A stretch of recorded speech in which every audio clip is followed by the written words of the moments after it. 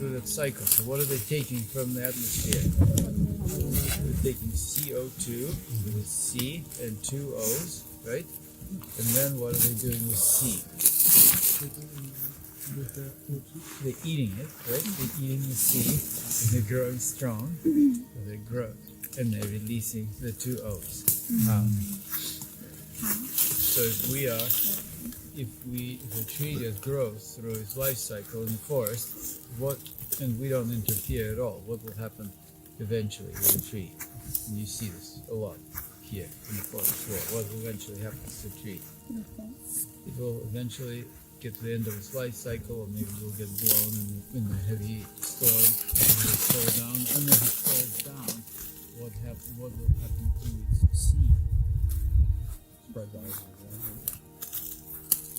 Some of it spreads on the ground, and some of it is what happens in the process of decomposition. It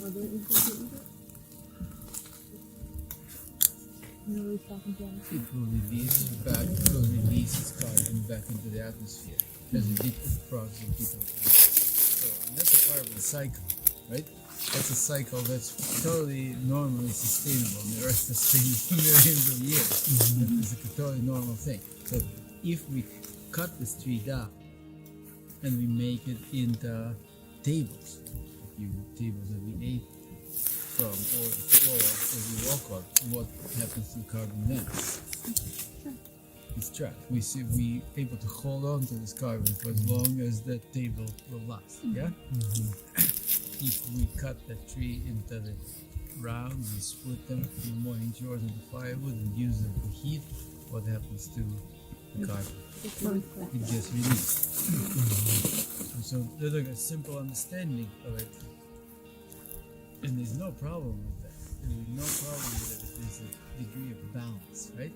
If the amount of carbon that's released is equal to the amount of carbon that is sequestered. So if we say take firewood for fires, but we also plant trees and allow forests to grow, that would be a simple example of the balance. And then when we throw things out of balance, such as forests for a long time fell down, decomposed, turned through an incredible process of underground decomposition into petroleum, right? Turned into this incredible fuel that is so perfect.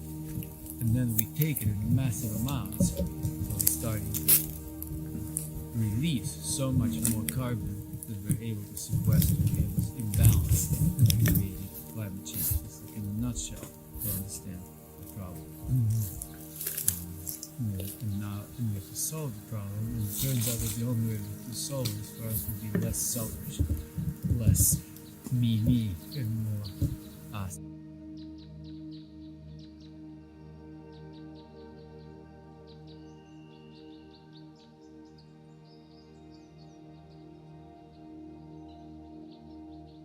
What are the differences between this tree?